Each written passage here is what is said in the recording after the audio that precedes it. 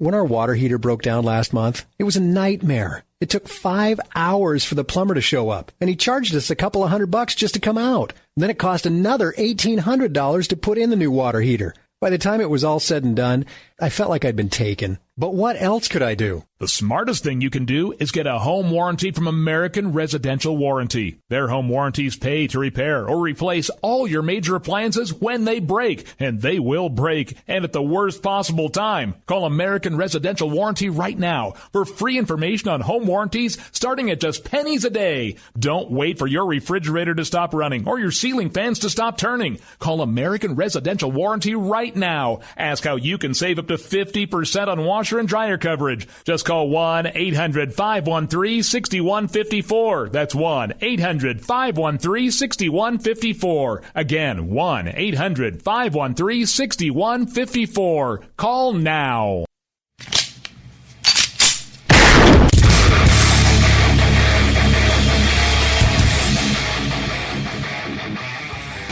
This is Slickery Trigger for Rebel Road Tactical. With proper care and feeding, your pistol will be ready when you need it. There to save your life. Shouldn't your gear be that good? Whether you need a holster for comfortable everyday carry or a tough-as-nails holster for your next training course, Rebel Road Tactical has what you need. Check us out on the web at rebelroadtactical.com.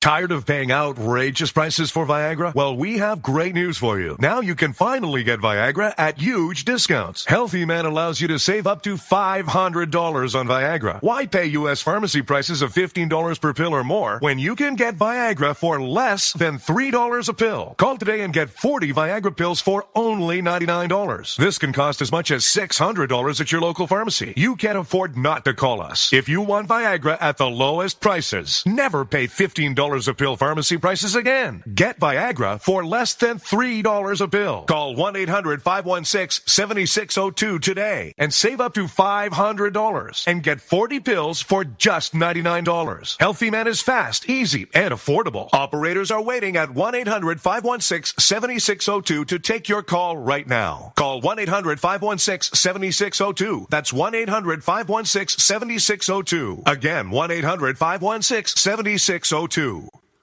In these uncertain economic times, you've got to do whatever you can to save money. One of our biggest expenses can be our cars, especially when unexpected repair bills hit. Not anymore. If you own a vehicle with less than 130,000 miles, is less than 12 years old, has a warranty about to expire, or even no warranty at all, you could stop paying for car repairs. Roadside assistance, towing, and rental coverage are all included. Don't wait for the next repair. Make one free call right now to see if you qualify. If your vehicle is less than 12 years old, has less than 130,000 miles, even if it's out of warranty, paying for car repairs can become a thing of the past. Call us right now and get your car protected before your next repair bill hits. Get protection and no more repair bills. Call 800-696-1030. Again, 800-696-1030. That's 800-696-1030.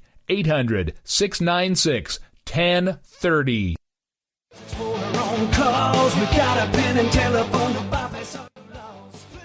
Alright folks, this is Rick Robinson with you. I want to tell you about some friends of mine from a company called Security Enforcement Specialists.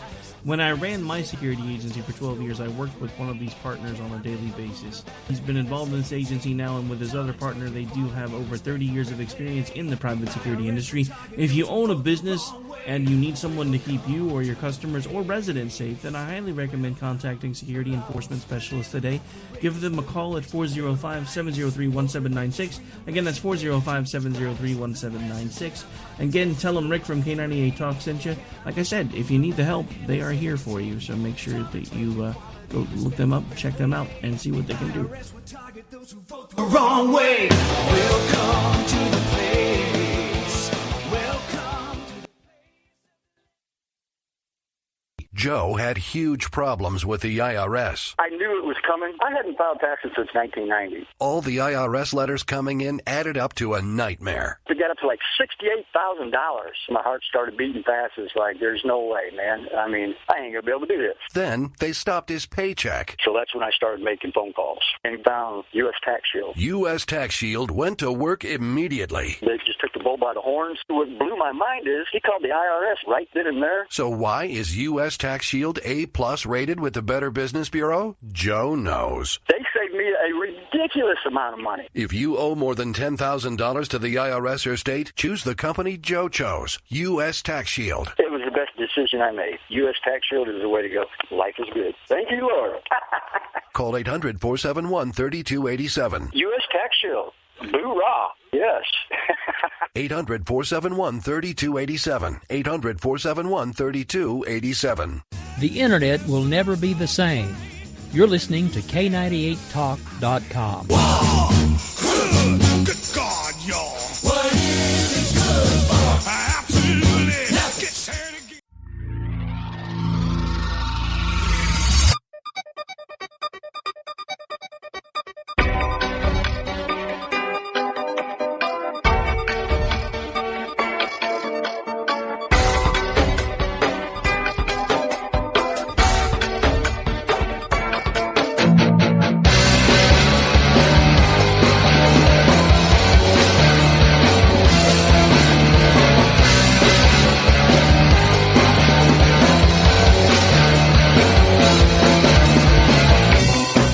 In this present crisis, government is not the solution to our problem. Government is the problem.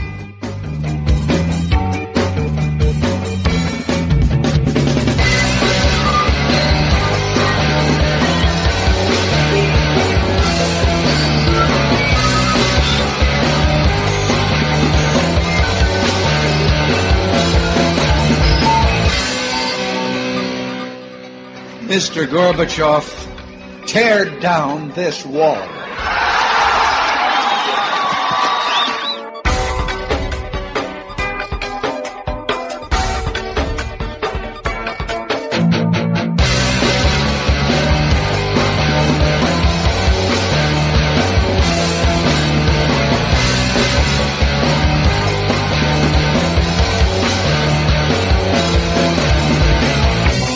Well, the trouble with our liberal friends is not that they're ignorant. It's just that they know so much that isn't so.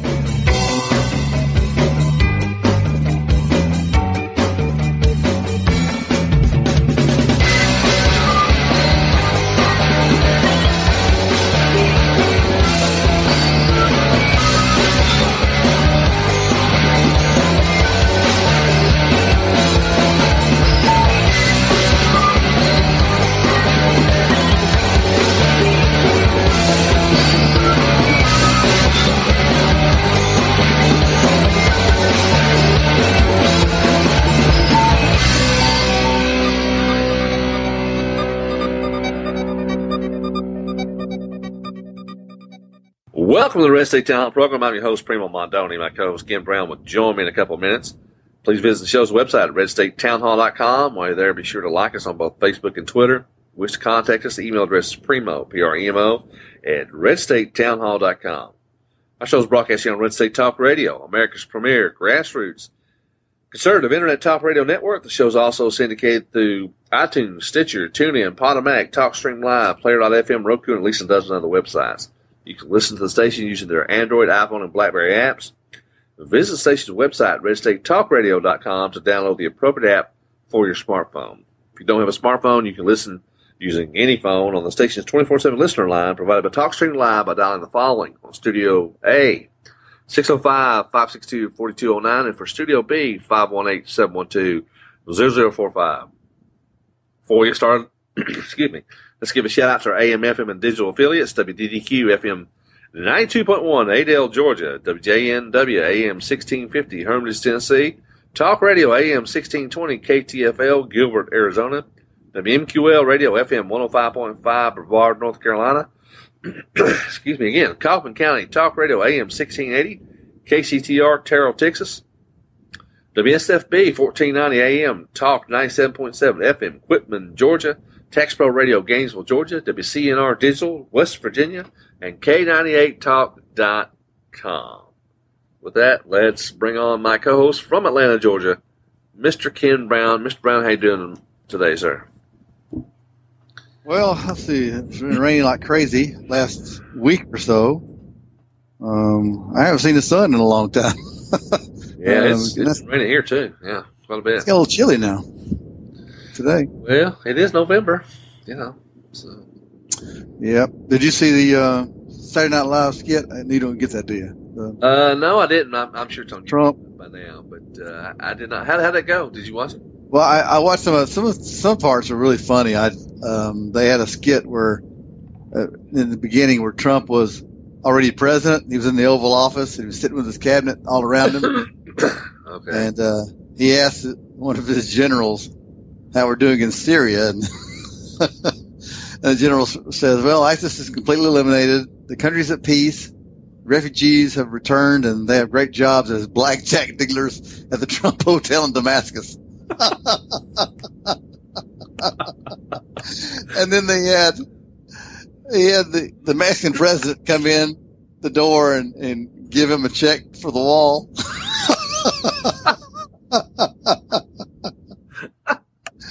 I'll have to watch that. I'll have to pull up on YouTube. That sounds pretty good. That was really good. That's pretty good.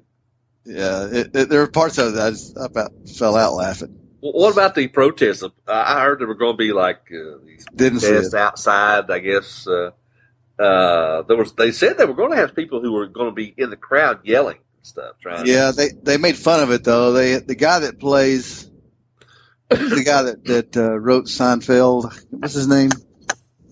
I can't remember his name. Anyway, he's got his own show in HBO, but his name escapes me. But he was on there last night, and they in the beginning when Trump was doing his monologue, they cut over to the side because he was heckling from the corner. It was all planned, of course. But. Yeah, it was. And Donald, what are you doing here? He said, "Somebody told me I'd give me $5,000 if I heckled you." So I mean, they made fun of it, but I didn't hear anything, other than that. I guess they kept them out. I guess if you looked Hispanic, you did get in. Maybe. I don't know how. Yeah. Racial profiling. Jeez. Real quick, I wanted to mention we've got a new program on the lineup that started this Saturday at 8 a.m. on Studio B. It's the Gun Owners News Hour. It's going to be every Saturday, 8 a.m., Studio B, and it's hosted by Larry Pratt, president of the Gun Owners Association of America, GOA, whatever. Pretty good show. It's more so about the Second Amendment, gun rights, et cetera, that sort of thing. And we've been trying to work a deal out with this. We finally got it worked out to be able to broadcast our show live. 8 a.m. Studio B. So everybody who's interested in that sort of show, check it out. And I am looking, by the way, I've been looking for a long time, an actual gun show, Ken, that would be people who are collectors, who could talk about all the various different types of weapons, like maybe just you talk about World War II weapons, whatever, and talk about different types of rifles and different types of pistols and their best use, etc. Again, from not from the legal perspective, not from the gun rights perspective, but more so just about people who like guns and who like to understand the history of guns and all that sort of thing. And I have looked and there's people who do gun shows like that do that. I can't find anybody that A is good and B that produces a show on a consistent basis. There are some people who produce some pretty good shows, but they just kind of do them whenever the hell they feel like it. And that doesn't work for me. You know what I'm saying? When you're trying to schedule everything and like your show will be on at this time every week and you need to produce a show every week except for maybe holidays, Thanksgiving, Christmas, we can kind of excuse that. But other than that, we like to see a new product come out every week. Like we do. We do it every week. We even do it during the holidays half the time, most of the time. Yeah, but those guys, I don't see them following his schedules either. So that is the problem. Those guys, and they're knowledgeable, and they have, like I say, sometimes they have a good show and they have good chemistry and good information, but they just kind of they'll do a show for 3 weeks in a row, and then they won't do one for 2 weeks, and then they'll do one for a month, and then they won't do one for darn near a month. And so I'm thinking, well, that's just not going to work. Anyway, if I ever find a show, if anyone out there listening knows of a show like that actually is good and they produce on a consistent basis, drop me an email, Primo, Premo, at redstatetownhall.com or Primo at redstatetalkradio.com. Either one will work. Let's get started. This actually kind of happened last week, but we didn't talk about it. It wasn't signed until this week by the president, Mr. Obama, but the Republicans capitulated, which is the way they seem to do things these days. As one of John Boehner's last acts, they agreed on a budget deal. And now I would say negotiated a budget deal with the Democrats, but I don't think that's accurate. Because when you basically give up almost everything and you get nothing in return, that's not really a negotiation, kind of thing. This budget deal is horrendous. I don't know if you had a chance to even look at Ken, but essentially, in order to give what is the guy's name? What's the new Speaker of the House? What's his name? Paul Ryan. Paul Ryan. I had a brain fart there for a minute. Paul Ryan from Wisconsin. In order to give him a good start, Boehner wanted to get this budget deal done before he took control, and what he did was he basically wrote a blank check to Obama. There are no limits on spending between now and 2017. Do you believe that? I didn't know that was part of it. Yeah. I thought they just gave the money in order to give so much money to the military. They had to give the same amount of money to social programs. I didn't know there was a no limit thing. That is essentially the thing. But normally what happens is every year you have to reauthorize after you get to a certain point when the debt limit gets to a certain point. In other words, what they did was they pulled the debt limit gaps. So it doesn't matter, even though the budget's been agreed on, and of course it's an increase for the next couple of years. But if the administration spends money otherwise and runs up to a point where they would normally have a debt limit, where they had to have a reauthorization from Congress for debt limit, there is none of that, which is essentially a blank check until 2017 when a new president comes into power. That's scary because that guy can spend a lot of money in a year. Well, he can spend a lot of money through executive orders and stuff, Oh. You know how he can just say, "Oh, we need to do this." And Congress has shown they won't stop him. So he can come up with all kinds of stuff. It cost us all a fortune. And at this point, he already has. Well, he already has, because we all of us, everyone listening to this broadcast who is a taxpayer, owes the federal government, or owes their share of the federal government's debt. Let's put it that way. Their share of the federal government's debt right now is somewhere between $53,000 and $55,000 each. I don't remember the exact number, but it's well over $50,000. I don't think it's over 55, but the number that sticks in my head is 53 something. I may be wrong, but of course that goes up every day. Mm-hmm. But we're all at 50-some thousand. Think about it. Every single taxpayer. Yeah, I can't. Thanks, Steve Primo. I can't click on the Red State Talk Radio website without seeing the freaking debt clock.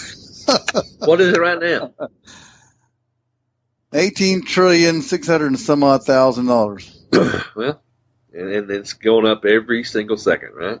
Oh, it goes up. What is it, $1 million a minute or something? Is that what it is? I don't know about that, but it goes up. Yeah, I think it is. Quick. Yeah, I think it's pretty. I think it's like $1 million a minute.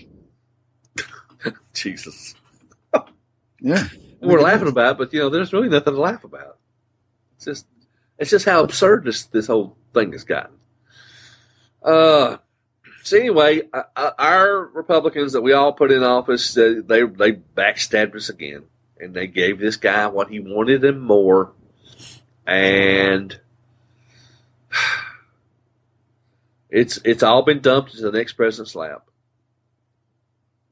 Well, I mean, I think the way it was explained through the conservative media, at least some of it, was that Paul Ryan had a clean slate.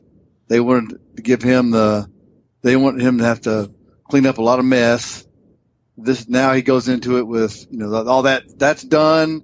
There's no turning back, but now Paul Ryan can do his thing and not to worry about past stuff from Boehner. So, you can blame Boehner all you want to, but now we got a clean slate for Paul Ryan. Yeah, but did Paul Ryan object to this? Oh, none of them objected to it that I could tell. It was passed real quickly. I guess that's my point. And Obama signed it real quickly. Oh, yeah. So, I mean, do you expect anything different out of Paul Ryan? I would hope so, but I don't. Based on what just happened, he didn't object. Nobody objected, really. So, you think it's going to be any different at all? Honestly? I have hope. I'll put it that way. I always have hope. But when Paul Ryan was, when Romney picked Paul Ryan, both you and I were both giddy over that one. Well, at the time, we thought he would be a good addition, yeah. And I know he's made some votes that I go, huh? Over the last couple, 3 years. And I'm going, that's not conservative. That's not conservative. And that's not a fighter. That's not the only fighter I see up there on a regular basis is Ted Cruz. But I know there's others up there. He's the one who gets suppressed, but he's also the most vocal. But I like Paul Ryan. I always have. I'm disenchanted with him, but maybe he'll do some good stuff. They all just, he is a uniter. So he's the one that's united that house up there. I hope that he does some good stuff. I don't know. Well, my problem is when you unite with the Democrats, that's a mistake right off the bat. Well, but it's not, now it's his watch. Now it's going to be his thing. So we'll see. Well, the old saying, fool me once, shame on you. Yeah, I know. Shame on me. I know. But you know what? That's all we have to go on. I know, but I'm just saying. I'm not very optimistic. I'll just put it that way. Well, and that's why I think the part of me that is optimistic is that who's leading the Republican parties right now in the race for the president? Well, you got two guys that are not politicians, and those two guys have been leading it ever since day one. Pretty much, yeah. Yeah, so I mean, that gives me hope that Boehner's gone. We got there's some changes coming. Maybe, just maybe, we'll get somebody in there that's a fighter. I hope it's Ted Cruz. I do. He's my number one choice. But I want a fighter. I want somebody who goes and changes things in a conservative fashion, because we cannot. And I'm looking at this stupid debt clock right now. I hate it. We can't keep doing what we're doing. No. Well, we can't keep doing what we're doing, but I mean, it's going to lead to disaster. I mean, we're already at the disaster phase. Let's just be honest. We are. It's just a matter of, are we going to totally go down the toilet over all this stuff, or are we going to somehow salvage, what we got going? When I talk to people that are liberals or vote for liberal policies and things, and I say, okay, fine. What are you going to pay with it? How are you going to pay it? How are you going to pay for it? And they go, well, the government's, well, no, tell me how you're going to pay for it. Because we're in debt now. And every hour, we go millions of dollars more in debt. And I go, tell me how you're going to pay for it. At some point, that's going to stop. It's got to. I said, you can't have a credit card and be unlimited. At some point, they stop your card and you got to pay for it or go file bankruptcy or something. I said, tell me how our country's going to do that. At some point, it's got to stop. I said, I don't know when that's going to be. You don't know when it's going to be. But why wait till it forces us in a major catastrophe? And they have no answer for it. The only answer for it is to stop spending what you're spending. Well, when I ask those kinds of questions, I usually get two responses.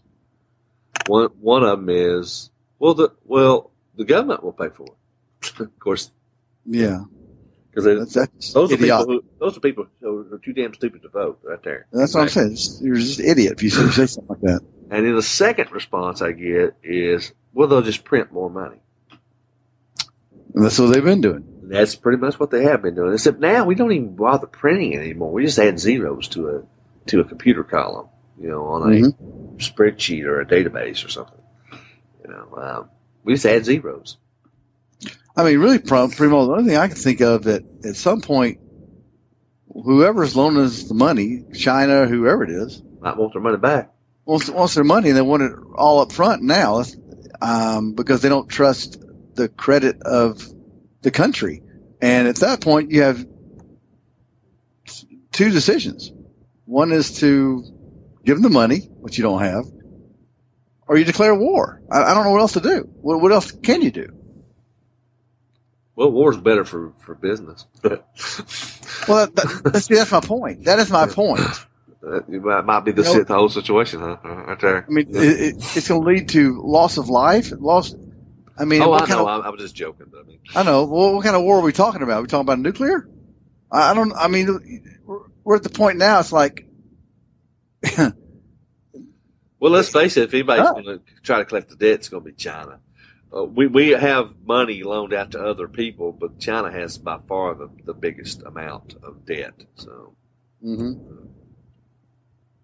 And they're militarily. They're preparing for war with us. They are militarily. They're building. They have been for quite a while, and they are. That's what they're doing right now. And they've got an aircraft carrier. They're getting another aircraft carrier, and it's slowly but surely, as we go further and further in debt, they're getting stronger and stronger militarily. It's coming sooner or later. We will at some point have to sit. We'll have to call China's bluff in the. Probably in the Asian, Southeast Asian Sea there near Japan and all. Well, probably have to. We have no choice. Well, they've already trying to push their muscle up there. Yeah, Japan, and we're not enough to stop that. And of course that just causes them to be more bold. So we got a leader that's leaderless. Yeah, that's right. Hey, real quick, we only got a few minutes before we got to go to break. Keystone Pipeline, the Keystone XL Pipeline. Of course, was basically rejected by Obama this week, and the reality is, we knew this was going to happen a long time ago. This is not a big surprise for anybody. A major mistake, of course. It's taken forever to even get to this point, and the only reason he was stalling because of the elections. And now that the elections are over, he's not going to run again. That's why he's finally, let it come to fruition here. Well, it's also part of the Republicans not putting stuff in front of him and making him veto stuff. We've talked about that before. They could make this guy, the whole thing that Obama's gotten away with, trying to make Republicans look like obstructionists, is so silly. They could have easily turned this on him and made him look like the obstructionist by passing bill after bill after bill, putting it on his desk, having veto. If the headlines every week or two is Obama vetoes this bill, Obama vetoes that bill, even the dumb ones out there who vote are going to sit there and go, well, when they start talking about being obstructionist, people are going to start figuring out that maybe he's the problem. That's my point, and you know this before I even say it. I mean, it puts it out there, and now you've got Hillary Clinton, who's going to have to comment on it and say, "Which side do you pick?" Yep. But if you don't put those stuff in front of him to make him sign it or to veto it, she'll sidestep it as much as possible to but it still puts her on the spot. Yeah. Would you have vetoed that? Would you have done this? And she has to come out and say, "I'll take the side." Otherwise, she just talks women's rights and all that other kind of crap. Well, the thing is you look at every major issue that she is for now. She was at some point against a few years earlier. I mean, there's a really good video on YouTube where it shows her not just lying, but it shows her like in 2008 when she ran for president, she had this position, and now her position is completely polar opposite. Whether it be NAFTA, whether it be gay rights and same-sex marriage. I mean, just write down just a whole litany of stuff. There's a video that shows her doing like that on like 4 or 5 different issues. But do you ever hear the press talk about that and mention that? Or no? But you see him attack Ben Carson. Oh, by the way, about Ben Carson, we're going to talk about him after the break. But let me, because this whole thing with West Point and all that kind of stuff. I don't know if you remember this or not, but Hillary at one point claimed that she wanted to join the Marines. That she tried to join the Marines. I don't know if you ever heard that or not. No, I haven't. Well, there's absolutely no evidence that she ever did, and no one, of course, has looked all this stuff up. There are a few people who have, and no one can find any record that she, quote, tried to join the Marines. Because she didn't. Because she lied. I'm pretty sure she didn't. But did the press ask those questions? Of course not. No. And I find it amazing that the mainstream media all of a sudden wants to bet presidential candidates when they didn't want to do it before. Well, we know what they did to Herman Cain 4 years ago. Yeah. And now they're trying to do the same thing with Ben Carson.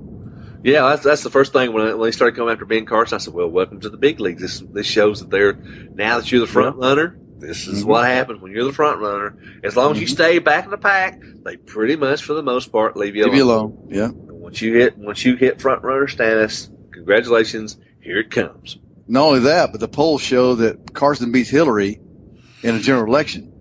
So you have to attack him. Got to go after him. Got to go after him. Of course, he just got to do their job. So. Yeah, but of course he's not the only one that beats her in a head-to-head. No, as far as the polls go. Hey, we're running a little bit late. Let's go ahead and go to break. When we come back, we've got plenty more to talk about. Stick with us. This is the Red State Town Hall program. We'll be back in just a few moments. This is Jeff Carlisi from the Band 38 Special. You're listening to Red State Talk Radio. Lock it in and rip the knob off.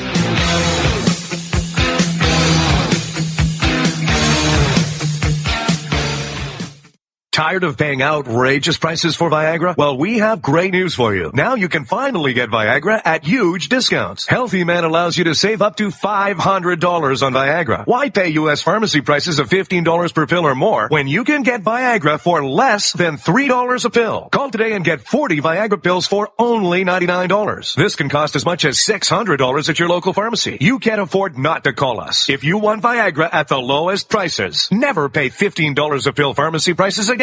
Get Viagra for less than $3 a pill. Call 800-400-1756 today and save up to $500 and get 40 pills for just $99. Healthy Man is fast, easy, and affordable. Operators are waiting at 800-400-1756 to take your call now. Call 800-400-1756. That's 800-400-1756. Again, 800-400-1756.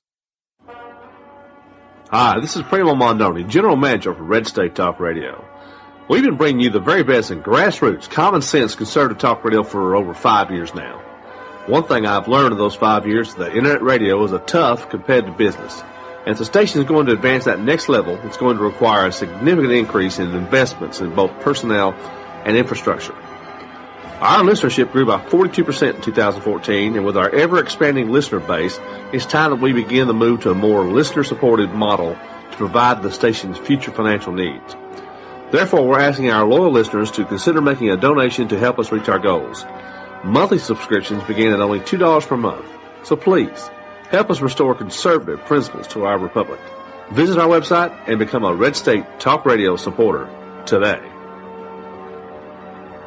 Red State Talk Radio, the Talk Monster. Okay, welcome back. Thanks for sticking with us. We're going to talk about the presidential politics, but real quick, I want to mention this. There's an article from this week from the Daily Caller. Guess what Ken, Obamacare premiums are set to soar 3 times faster than the feds claim. No. Yeah, I know it's hard to believe. Obamacare. Because I guess it keeps on giving. You know what? We need to have a I told you so button I can push every time we talk about Obamacare. I cannot believe this. I can't believe this thing got ever passed. I can't believe that we actually are doing this. And I can't believe it hasn't already been repealed. And I can't believe the Supreme Court didn't get rid of this crap. Well, you know, whatever. The one good thing about Obamacare, even though it was what happened in Kentucky. Because Kentucky had, they embraced Obamacare. They were supposedly one of the success stories. Yeah, and guess who became the governor? Yeah, last week I think we briefly mentioned that last week that it's biting the dust, and like you said, they had a kind of an upset victory. I guess the new governor is Republican for the first time in a long time in Kentucky, and if that's not a sign of things to come, if I'm Hillary Clinton, I'm worried. Yeah. Well, here's the thing. We're going to talk about that here in a minute, but the lieutenant governor that they got elected, guess what? She's black, she's a woman, and she's a Tea Party conservative. Now, that don't tell you something. For those out there who think, and here's something else too. Under Obama's, we'll go ahead and jump into some presidential stuff. Under President Obama's leadership. I'm using that term loosely. Yeah. Democrats have lost 900 plus state legislature seats, 12 governors, 69 House seats, and 13 Senate seats under his, quote, leadership. Now, how's that for a legacy? Yeah. Yeah, those things aren't quite reported, are they? No, people don't realize. Now, are we better off having Republicans versus Democrats in all those seats and governorships and whatever? Maybe. Sometimes it depends on who you get in those seats. We both know, and everyone listening here knows, that sometimes it's hard to tell one party from the other. But assuming that Republicans will win the White House, get a true conservative, not a fake rhino, a true conservative, who has the leadership capabilities to lead our House, Senate, governorships, etc., we could do a lot of reversal in terms of what's been going on in this country for the past few years. Now, but then again, even if that happens, okay, think about it. Another 4 years, 8 years later, the country's liable to go the other direction again. That's the one thing about, if you look at the cycles in American politics, we go to the left, we go to the right. We go to the left, we go to the right. Over and over and over again in cycles of 4 and 8 and 12 and 16 years, whatever, And not just when it comes to state houses, but also, of course, the presidency. So, I don't know. I'm just glad we're not like Italy or someplace like that. We have so many parties that you're fighting, trying to get a majority rule by trying to get several parties together. Can you imagine if we had, like, let's say, well, there are other parties other than Democrat and Republican in this country. There are. We have, actually, believe it or not, ladies and gentlemen, we have a socialist party, we have a communist party, we have a libertarian party, we have all, but none of them have any real clout. There's two major parties. But in places like Italy and other parts, especially in Europe, even Turkey is dealing with this right now. Everything's got so splintered in so many different parties that no single party can rule. They had to patch together a quilt of other parties that they can negotiate and agree upon sort of rule. But the problem is, half the time once they do that, Ken, it doesn't last that long before someone gets ticked off, and then they leave, and then of course you can't get anything done again. So, what worries me here is that the Democrats have now become almost a socialist party, and that this was not the case when we were kids. John F. Kennedy, if you hear some of the things that he said, he would not be a Democrat today. No. So the swings are extreme. I mean, Barack Obama, my God, talking about extreme. Well, it's funny you brought up John F. Kennedy. If you think about some of the things that John F. Kennedy said during his term in the 60s, I'm not even sure he'd be a Republican today. He's the Tea Party. Well, he might be. Seriously. Here's the thing. It is less than 90 days to the Iowa caucuses. That's kind of hard to believe. We're a year out, right? And today, the year out from the general election? But right now, next year, this is November, what's the day? The 8th? 8th. So it's early part of November, whatever the first Tuesday of November is, whatever that is. I don't have a calendar in front of me. Yeah, we're a year out. We're basically a year out from the general election. We're less than 9 days from the Iowa caucuses. And of course, right after the Iowa caucuses, you have New Hampshire and South Carolina, then Nevada, and whatever. And then the Super Tuesday thing, in the South. We're gonna know in just a few short months where this thing kind of going. At least we'll have a better idea anyway. Just real quick before we get into some other presidential stuff. Let's make a wager right now, or a bet, or whatever you want to call it. Will Donald Trump and Ben Carson, the two front runners, they're clearly the two front runners. Will they still be the front runners, let's say, 6 months from now? Will one or both be there or gone? Yeah, just in my own opinion, I know you're asking this in a general question, but for me, in my own opinion, I think one will be there. I think one will still be around. That won't be Trump. I think that Carson's going to be hard to maneuver around, even if you're Cruz or Rubio, because he's the outsider. And people, because they've stuck around this long, and Carson has really grown, and because the media is attacking him now, I think it's like Ben Carson said. He said, "You're doing me a favor.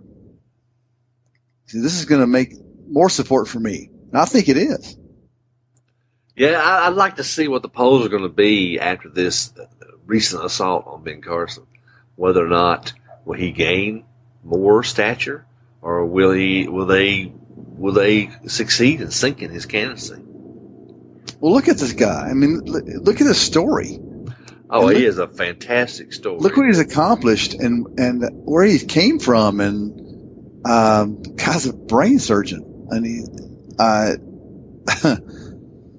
and from what I can tell, I know they're trying to find anything they can on him, but I don't think there's anything there to get.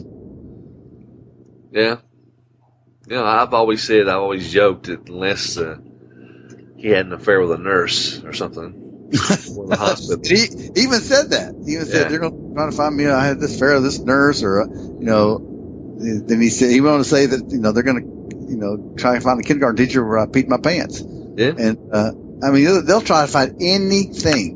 Well, I don't know if peeing his pants, maybe pooping his pants. That would be bad. Right. Yeah, but he's. I've been impressed with him. I bet you have too. Yeah. How he's handled himself. He doesn't get rattled. Well, I tell you one thing I like about him, and forget whether he's way down my list, to be honest with you, as far as who I want to be president. But I would vote for him. But here's the thing: I like the fact that he's fighting these guys. He's like, screw you. I'm not going to listen to this stuff, and you're not going to sit there and tell lies on me, and blah, blah, blah, blah, blah. And then he pulled out the card. He said, it's funny. It said no one had any of these questions for President Obama. When he ran, nobody checked it. And then he brought the whole thing about his college records. He talked about Reverend Wright and Bernadine Dorn and Bill Ayers. Said nobody had any questions about all that. Said nobody had any questions about why his college records are sealed. Said, why is it you don't ask? You're checking in on my background and whether or not I went about West Point and all this kind of stuff. No one has ever asked why are Obama's college records sealed. Yeah. You don't have any question about that. He didn't let that go. He said, why not? And he said, don't change the subject. Yeah, don't change it. He said, tell me why. Tell me why. Why is it? And that's what I like about it. Yeah. I thought, well, good for him. Yeah, and I think a lot of these people in this country feel the same way that he does and you and I do. Yeah. The media is way overstepped their bounds, and they do pick sides. Oh yeah. Well, the CNBC debate, while recently didn't point that out. I don't know what else could, but I know. Real quick, Jeb Bush. Jeb Bush. Have you noticed where he is on the polls now? Way down. And I've noticed he's more and more commercials for him are coming on the. Yeah, he's starting dispensing that money. But here's the thing. We got this new debate. I think this week on Fox Business Channel. And two of the folks are not going to make it this time. We had 10 people in the last debate at CNBC. This new debate, guess who got kicked off the stage? And they're going to be in the undercard debate. Is Chris Christie and Mike Huckabee. Have both been eliminated. There's only going to be 8 in the debate this time because they're low poll numbers. Now here's the thing. That might make that undercard debate a little more interesting. I don't know.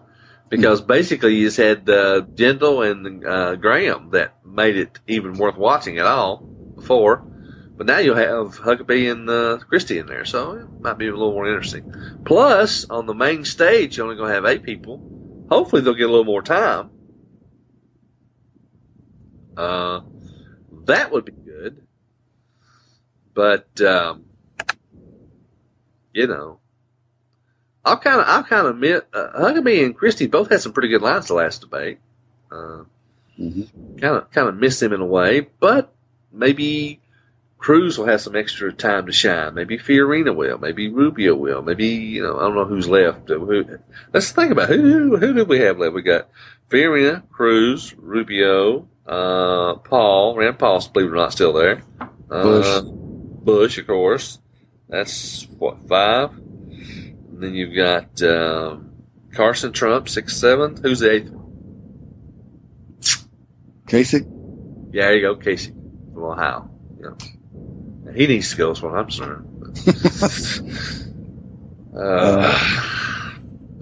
But there's. I like the competition. There's like you said, there's people I'd vote for. Yeah, there's. Yeah. And I'd be happy with a lot of them. 3 or 4 of them, I would go, okay, I'm good with that. And I have my druthers, but I'll take about 4 of them very easily. I'd love to go. I was sitting here thinking I would think 4, maybe 5 that I'd be willing to vote for. There's still 2 or 3 that on that 8-member debate stage I would not want to vote for, and that would be Kasich, Bush, of course, Christie, and Christie's not on the 8. The 8. Who's left? I ran through my head just a minute ago. Kasich, Paul. Bush. Paul would be an iffy. He's on the borderline. It's if I had Paul versus Hillary Clinton, I'd vote for Paul. Oh, I would too. Yeah. But I think that might be. Well, I guess maybe I was sitting here thinking about whether or not I'd vote for Trump. I guess that's part of Well, I'd vote for anybody for Hillary. I think at this point, even though Carson's pretty much down the list, my top three are Cruz, Fiorina, and Rubio, and Fiorina and Rubio keep switching back and forth. Cruz is still my number one. Yeah, I still think he is by far the most conservative person on the stage. Period. Yes, and to me, he's proven it. He's proven it over and over again. He does. He walks a walk, talks a talk. If anybody I want to put into the office that's going to go after Obamacare, that's going to take it down and change it, he's the one that's going to do it. Bruce will actually try to do that. He's already tried to do it. Already tried. I think if he's president, he probably will get it done. Yeah, I don't. There'll be no deals with him. No, I'm not signing any deals. No, we're going to keep Obamacare and scale it down. He won't get rid of it. And he's going to do that. And I think he will do everything in his power to get rid of the IRS. And whether or not he's that'll be tougher to do. But actually, both those will be big nuts to crack. Let's face it. I don't see how the IRS will go away because also Cruz's, which I'm not real crazy He keeps about. saying it will because of what his tax plan is, that you'll be able to get to the IRS. I'm not quite so certain that could. That won't do it. I think you could get rid of a big portion of the IRS because if they were to accept his tax plan, if that were passed by Congress, there's a whole lot of people in the IRS you wouldn't need anymore. I mean, that is a fact. But it has to do what the fair tax does, and right. I just wish he would get on the fair tax wagon. I wish that's the only part about his thing but I think that he probably feels like I think most people feel that it's so radical. So radical, it just won't. Yeah. That that people won't vote for him because of that, because they don't know enough about it. Yeah. There has to be a big, huge education campaign on the fair tax, and there has been some of that, but it's all been self-funded.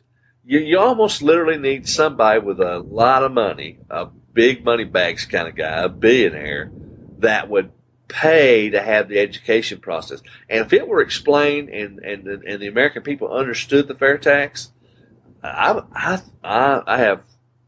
pretty sure, I feel like it would pass, but it's not going to pass without a major campaign to explain it all and educate people. I just don't think that's going to happen. And so based on that, Cruz's plan is probably one of the better ones that's been proposed. So, but I talk it up in my workplace, in my school. I talk it up, and they talk about taxes and things. And anytime a president election is coming up, and taxes always come up, and I go, I'm for a fair tax. And they go, I don't know about the fair tax, and I don't know enough about it. And I said, it's very simple. It's a sales tax, national sales tax. That's what it is. I said, it's the same things that Tennessee and Texas and I think South Dakota and Florida and Washington does it too. I mean, I said, it works. And I said, everybody pays their share. When they talk about paying a fair share, everybody does, because no matter everybody's got to buy stuff. Yeah, even drug dealers and illegal bank robbers. Yeah, whatever. No matter what, there's no money under the table because they go buy a car, they'll pay their sales that tax. There'll be no income tax. I said, you'll get your full paycheck. And they listen to me and they go, really? Yeah. So I said, there'll be no IRS. Ever. And they'll come after you. There's no auditing anymore. Because there'd be nobody, your bank would not report you if you deposited more than $10,000 in your bank account. Yeah. I said, the only need for the IRS would be a portion of it to watch over businesses to make sure they paid. But the reality is the IRS wouldn't need to be around to do that because each individual state, every state, there's a handful of states actually do not, believe it or not, have sales tax. And, but the mechanism is like in Tennessee, we have a sales tax, of course, and, that organization, the Tennessee Department of Revenue, they govern and deal with the businesses in Tennessee. So they would do the exact same thing they're doing now. It's just the amount of tax that would be collected would be different. There wouldn't be a need for an IRS to monitor those businesses. And think about it. I've said this before. It's a hell of a lot easier to monitor the businesses within a state or a country than it is to monitor every single individual in the state or country. Think about the amount of the amount of monitoring, the amount of oversight that's required. You know, not only that, but with IRS, I mean, you're guilty till proven innocent. Well, yeah, we've talked about that. They've definitely made me guilty a few times. But I mean, you have to go prove it to them. You have to show them documentation, because if you can't come up with the proof that you've been following the law, they just take whatever they want to take. And the thing is that they don't even give the opportunity to prove it. They just they say you're guilty. They assess a penalty. It starts accruing interest. It starts accruing, penalty and interest on whatever, and then you have to go through all the expense of proving your innocence or the fact that it's a legitimate deduction or whatever, and that stuff doesn't go away until. And the thing is, they can literally access your funds. They can seize your bank accounts. They can put liens on your property. They can do all kinds of stuff, and there's no judge. No trial, no jury, no nothing. They just do it. And they get away with it. And you can't do anything to stop it, really. Legalize Gestapo. Yeah. We'll get back to the elections. I think that can you give me your estimation on how long Bush will be in the race? Well, you know what? I was thinking he would be there at least till Iowa, but I think he's gone before Iowa hits. I don't think he's doing that well in New Hampshire. Yeah, that's the only state out of the first three we've talked about this before. It's the only state out of the first three that he's doing well at all, as far as was he number 3 or 4? I think. Yeah, he's not in the top 2. No, I think he's 3rd or 4th or whatever in New Hampshire. I think he's 4th. And I can guarantee he's not going to do squat in South Carolina. I can guarantee you that. That is not going to. No. Any southern state's not going to have Bush in the front. No. You're at 4%, and you can't do well in New Hampshire, of all places. Then you don't have a prayer. Not Bush. The thing that I don't dislike him as a person. I think he's a good guy. I just don't agree with his policies. And the biggest of it is Common Core. Yeah. I'm a teacher. I don't want any part of that. And he is held strong with that thing, and he's still government in education, education. And I can't do that. I can't go with him. I differ from you, not just his policies, but you say he's a good guy. I'm not even sure he's a good guy. Well, if you do look at his record in Florida, I think it's very conservative. People say that, and I would say it's moderately conservative. Because of course, everybody knows that when it comes to conservatism, I'm just slightly to the right of Genghis Khan.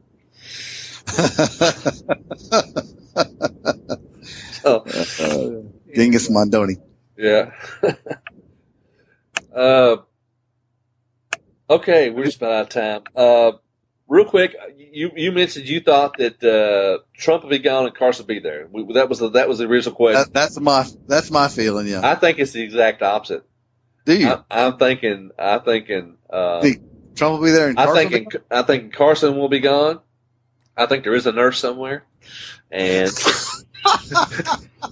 no, I don't think I'm just playing. But I think I think it'll just kind of get to him. And the thing is, when they've tried that crap with Trump, and Trump just don't give a crap. And you're not going to. I think Trump's in for the long haul. I used to think maybe he wasn't, but I'm starting to think he is. Because you know what? I don't think he thought he had a chance. And now he sees he does. He's thinking, holy crap, I can be president of the United States. And I think now he's kind of thinking, well, I'll just kind of ride this thing out and see where it goes. And now here's the thing. His ego will not let him. If he starts falling way down in the polls and tanking, he'll drop out if that happens because his ego can't stand it. I do believe that, though. I think he'll take himself out. Yeah, that's what's going to happen. I think. But I think Carson's going to be the big one to. But here's the thing: I don't think anybody will run him out. I guess that's the difference between I think Carson. No, and Carson's putting up a good fight. I just don't know if he can do it for the long haul. If they come after Trump like that, or which they already have, really in a way, Trump will not let that defeat him. Now, if all of a sudden the American public doesn't like him anymore because he makes a screw up or something like that, and he goes down the polls, then he'll get out because he doesn't want to embarrass himself. I think it's going to be hard to knock Ben Carson off the pedestal. Oh, yeah, it won't be easy. I think he'll put up a fight. You want to take us out, Ken? We're over. If we lose freedom here, there's no place to escape to. This is the last stand on earth. Ronald Wilson Reagan, our 40th president of these United States. That's it. We're out of here. We'll see you next time. Thanks for listening.